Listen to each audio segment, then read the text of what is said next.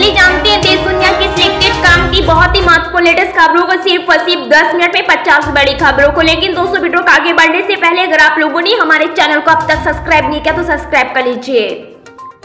किसानों की आर्थिक मदद करने के लिए केंद्र सरकार प्रधानमंत्री किसान सम्मान निधि योजना चला रही है और सरकार ने किसानों के खातों में अब तक 16वीं किस्त भेज दी है। अब किसानों को 17वीं किस्त का इंतजार है। थाईलैंड में नौकरी पाने की लालच में 20 भारतीय बुरी तरीके से फंस गए हैं। फंड का शिकार हुए भारतीयों को थाईलैंड की बजाय म्यांमार ले जाया गया, जहां उनकी हालत बद से भी बदतर हो गई। सभी ने भारतीय विदेश मंत्रालय से मदद की गुहार लगाई है, मगर विदेश मंत्रालय की तरफ से अभी तक मामले पर कोई प्रतिक्रिया सामने नहीं आई है। काराकाट लोकसभा क्षेत्र से चुनावी सभा को संबोधित करते हुए पीएम मोदी ने राजद पर करारा पलटवार किया। उन्होंने कहा कि जल्द ही नौकरी के बदले जमीन लिखवाने वाले को जेल भेज दिया जाएगा। बिहार में काराकाट में पीएम मोदी ने कहा कि जैसे ही हेलीकॉप्टर में चक्कर मारने का समय पूरा होगा, जेल का रास्ता तय हो जाएगा। बिहार को लूटने वालों को एनडीए सरकार नहीं छोड़ेगी, यह मोदी सरकार की गारंटी है।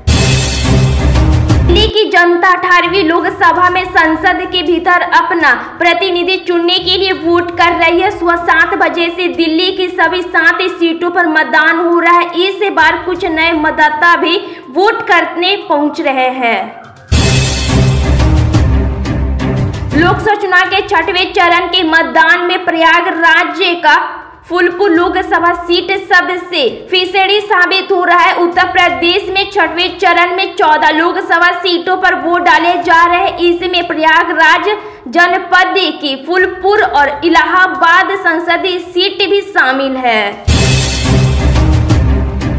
बिहार में 6ठे चरण के मतदान के साथ ही 7वें चरण के लिए तैयारियां शुरू हो चुकी है। एनडीए नेताओं ने प्रचार प्रसार तेज कर दिया है। वहीं महागठबंधन के सहयोगी दलों के नेताओं ने भी सियासी रणनीतियों पर काम करना शुरू कर दिया है। महागठबंधन के नेता लगातार प्रदेश के विभिन्न जिलों में दौरा कर चुनावी प्रचार कर रहे हैं। इसी क्रम में विकासशील इंसान पार्टी प्रमुख और बिहार सरकार के पूर्व मंत्री मुकेश सहनी ने लोकसभा चुनाव के परिणाम को लेकर भविष्यवाणी की है। लोकसभा चुनाव के 6ठे चरण में दिल्ली, पश्चिम बंगाल, जम्मू कश्मीर और उड़ीसा में ईवीएम खराब होने की जानकारी सामने आई है। दिल्ली में आम आदमी पार्टी ने धीमी वोटिंग की शिकायत की। उड़ीसा के पुरी में बीजेपी उम्मीदवार संबित पात्रा ने ईवीएम काम नहीं करने की शिकायत की। पश्चिम बंगाल में ममता बनर्जी ने बीजेपी का ईवीएम से छेड़छाड़ का आरोप लगाया। उत्तर प्रदेश में भी ईवीएम में दिक्कत की खबर आई। लोकसभा चुनाव 2024 के 6ठे चरण में दिल्ली की सभी 7 सीटों पर मतदान हो रहा है। प्रमुख उम्मीदवारों में कन्हैया कुमार, मनोहर लाल खट्टर, मेनका गांधी और मनोज तिवारी शामिल है। उत्तर पूर्वी दिल्ली से मनोज तिवारी का मुकाबला कन्हैया कुमार से है। नई दिल्ली सीट से दिवंगत सुषमा स्वराज की बेटी बांसुरी स्वराज चुनाव लड़ रही है। वहीं मेनका गांधी उत्तर प्रदेश के सुल्तानपुर से चुनाव लड़ रही है। दिल्ली के लोकसभा चुनाव में बीजेपी के सामने 2 के फैक्टर है, केजरीवाल और कन्हैया कुमार। बता दें कि आम आदमी पार्टी और कांग्रेस के गठबंधन किया है। बीजेपी के पास मनोज तिवारी के अलावा दूसरा कोई बड़ा चेहरा नहीं है, जबकि कांग्रेस में उदित राज, जयप्रकाश अग्रवाल, कन्हैया कुमार जैसे नेता है। दिल्ली के वोटर्स के लिए शिक्षा, स्वास्थ्य, रोजगार, ट्रैफिक, सड़कों और गंदगी के मुद्दे महत्वपूर्ण हैं।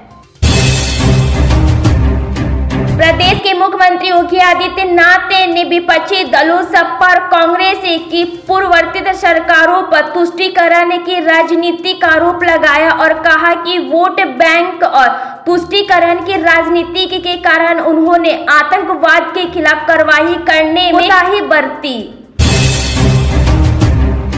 लोकसभा चुनाव 2024 के 6ठे चरण का मतदान शुरू हो गया है। इस मौके पर देश के प्रधानमंत्री नरेंद्र मोदी ने ऐसे में सभी मतदाताओं से ज्यादा संख्या में वोट करने की अपील की है। साथ ही गृह मंत्री अमित शाह और उत्तर प्रदेश के मुख्यमंत्री योगी आदित्यनाथ ने भी लोगों से वोट डालने की अपील की है। पीएम मोदी ने कहा कि एक एक वोट मायने रखता है।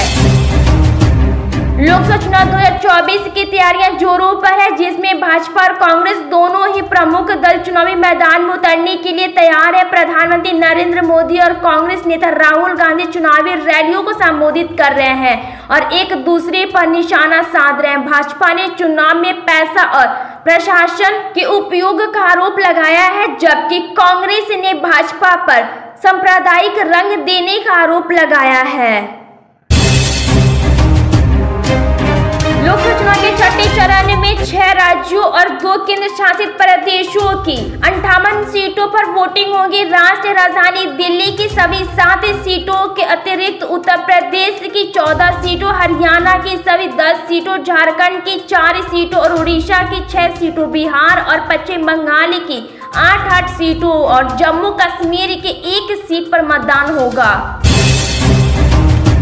उत्तर प्रदेश के मुख्यमंत्री योगी आदित्यनाथ ने इंडिया गठबंधन पर एक बार फिर से हमला बोला है। सीएम योगी ने कहा, INDI गठबंधन की पूरी राजनीतिक हिंदू विरोध पर आधारित है। सनातन धर्म का विरोध करना, भारत के मूल्यों और आदर्शों का विरोध करना स्वाभाविक रूप से इनकी नींव के अनुरूप ही इस प्रकार के बयान टीएमसी जैसे दल दे रहे हैं। सीएम योगी ने कहा कि ये इनकी हार की बौखलाहट को प्रदर्शित करता है। उन्होंने कहा, कवि स्वामी विवेकानंद गर्व से कहा था कि गर्व से कहो हम हिंदू हैं, करोड़ों भारतीय उनसे जुड़े हैं। मुझे लगता है कि कांग्रेस, INDI गठबंधन और टीएमसी जैसे दलों को ये लोग मुंह तोड़ जवाब देंगे।